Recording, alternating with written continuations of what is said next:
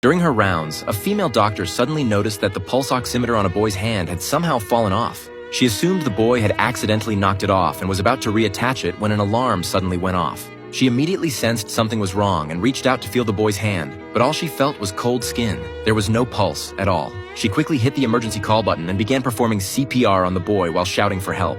A nurse rushed anxiously into the emergency room, reporting that the boy in the observation room had gone into cardiac arrest. Everyone present was stunned. They had no idea there was another patient in the observation room. It was then that Dr. Jung from the emergency department suddenly remembered that the head nurse had told him about a 16-year-old car accident victim in the adjacent observation room. But at the time, he'd been busy trying to save a critically injured patient on the brink of death and had carelessly forgotten. The truth was, when the boy was first brought to the hospital, he'd been in good physical and mental condition. He'd even been able to call his mother to let her know he was okay and had spent some time on his phone while lying in bed. But shortly after, he suddenly lost consciousness. Dr. Jung realized he'd made a terrible mistake and hurried to the observation room. The female doctor was still desperately trying to resuscitate the boy. Dr. Jung's face was full of remorse as he prayed the boy would pull through. Otherwise, he'd never forgive himself. Unfortunately, the boy didn't make it. He was pronounced dead despite all resuscitation efforts. When the boy's mother received the devastating news, she rushed to the hospital. She couldn't believe that the son she'd just spoken to on the phone was now lying cold and lifeless on the hospital bed. Her grief quickly turned to rage, and she called the hospital director, demanding answers.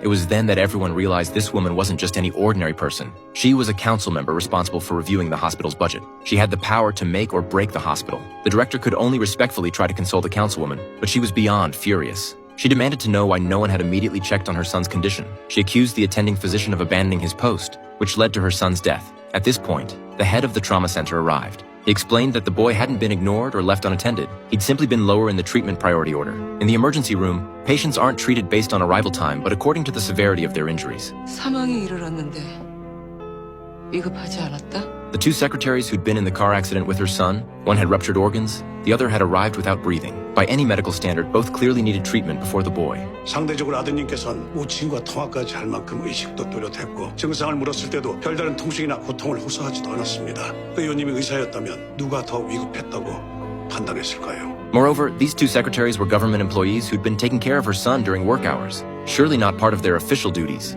If she insisted on suing the emergency doctors, she'd have to answer these questions in court as well. The woman's face turned ashen. In the end, she had no choice but to leave the hospital in silence with her son's body.